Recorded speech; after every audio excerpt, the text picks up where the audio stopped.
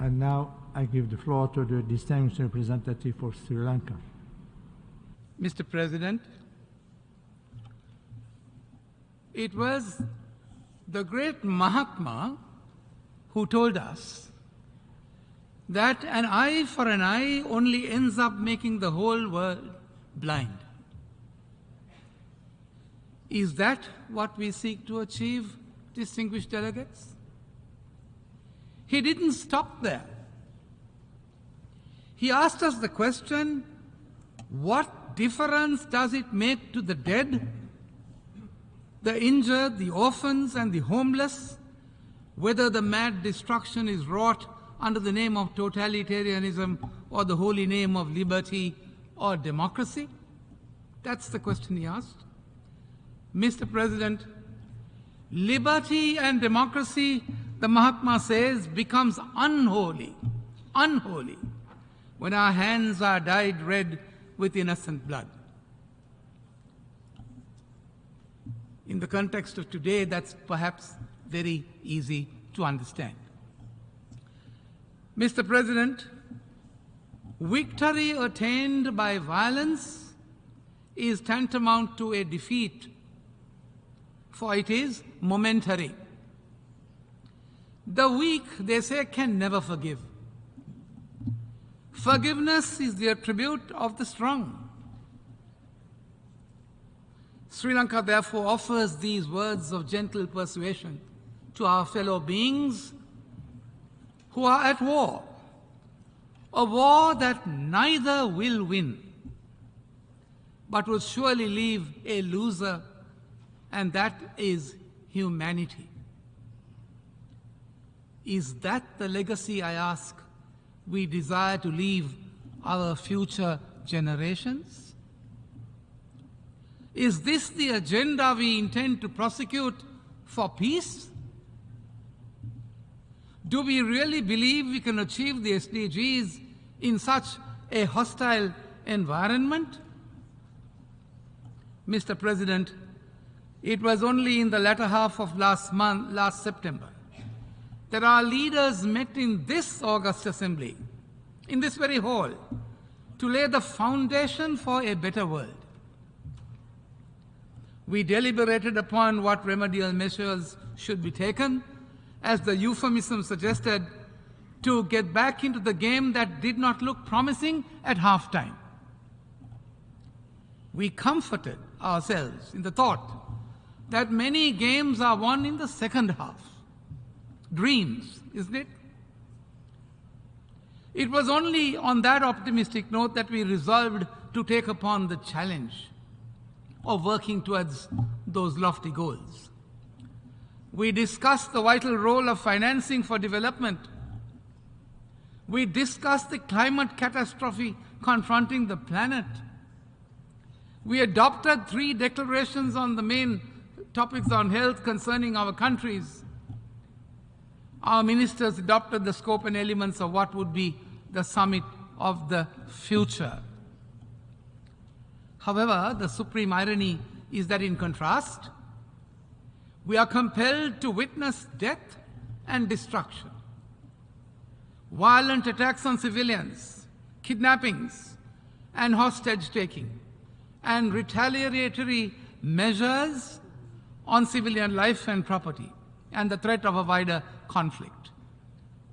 Mr. President, all this predictably will ensure the game will be lost at full time if the hostilities and military misadventures we witness in Palestine and Israel today does not stop now. As the PGA was pleased to observe in his opening statement of this emergency special session, the war drums must stop beating. Mr. President, Sri Lanka is therefore deeply concerned by the ongoing escalation of violence and military action in Gaza, which is causing deaths and injuries to many innocent civilians and children, resulting in a grave humanitarian situation. The legitimate security concerns of both Israeli and Palestinian people have to be recognized.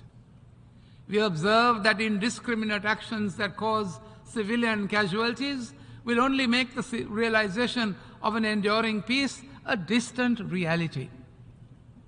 Sri Lanka supports diplomatic efforts to find a lasting solution to the conflict and humbly requests, both parties to engage in a dialogue to achieve a durable peace.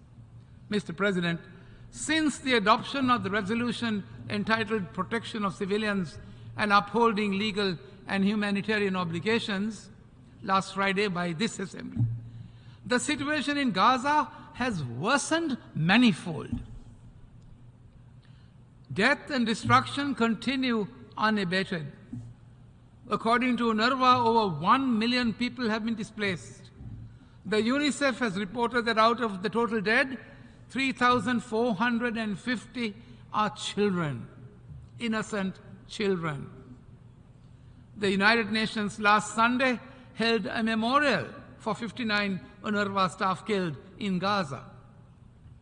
Millions are suffering without basic essentials and face a lifetime of trauma. I'm asking the question, will such trauma solve the problems of the Middle East? So we reiterate our call to keep open a humanitarian corridor to provide urgent humanitarian assistance to the civilians in Gaza, and are committed to supporting the efforts and activities of the United Nations Secretary General in his endeavor to mitigate the suffering of the people, the loss and damage to life and property, and to bring about a ceasefire. Mr. President, Sri Lanka calls for the free movement of essential items and humanitarian aid, including food, fuel, medicine, and electricity and water supply to Gaza. We call on all sides to immediately halt violence and take steps to prevent further civilian casualties. We also call upon the international community to redouble their efforts and support the United Nations Relief and Works Agency. The UNRWA is playing a commendable and courageous role, I must say, in helping a vulnerable population under extremely challenging circumstances. Mr. President, in the light of the ongoing hostilities, it is therefore important, my delegation says, to address the situation with empathy, with understanding, and a commitment to finding a peaceful resolution. We therefore have a plea to the leaders and the peoples of Israel and Palestine. We acknowledge, of course, the deep pain, the loss, suffering that both sides have experienced as a result of the ongoing hostilities. We urge you to prioritize the well-being and security of all individuals involved and to work towards a lasting peace that ensures the safety, dignity, and the rights of both Israelis and Palestinians. We understand that finding a solution to such a complex and long-standing complex is not easy. However, we strongly encourage meaningful dialogue and negotiations with the aim of reaching a comprehensive and just agreement that addresses the core issues which are at hand, which includes addressing concerns related to borders, settlements, security, Jerusalem, and the right to self-determination. Mr. President, we believe that it is crucial to recognize and respect the aspirations of the rights of both Israelis and Palestinians.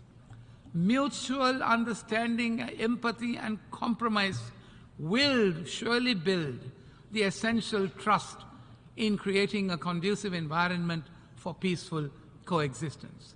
We therefore urge you to listen to one another's concerns and perspectives, and to engage in constructive dialogue that promotes understanding and reconciliation. We also call upon the international community to play an active role in these efforts. Mr. President, ending hostilities and achieving a just and lasting peace will require courage, will require leadership, and a genuine commitment to finding common ground. However bleak the prospects may be, we believe that with dedication, goodwill, and a shared vision for a better future, it is possible to achieve a peaceful resolution to this long-standing conflict. Let us therefore foster social cohesion, make available lifelong learning opportunities, promote reconciliation and healing, rebuild infrastructure, promote economic recovery, strengthen institutions and governance, engage civil society, and promote participation, and finally, invest in peace building and conflict prevention at the community and national levels. Mr. President, it is our prayer and hope that together we can build a future where Israelis and Palestinians can live side by side in peace, security, and prosperity by committing our resources and our cooperation from all our governments, international organizations, and the whole of our global community. Let us therefore seize upon, I say, this opportunity to break the cycle of violence and work towards a future that upholds the values of justice, equality, and the respect for human rights. Thank you, Mr. President.